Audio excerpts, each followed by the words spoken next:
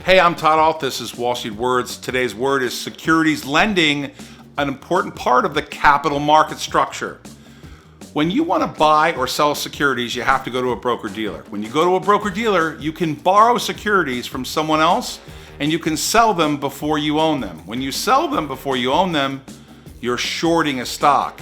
You're technically borrowing, say, IBM, selling it first with the hopes of buying it back later.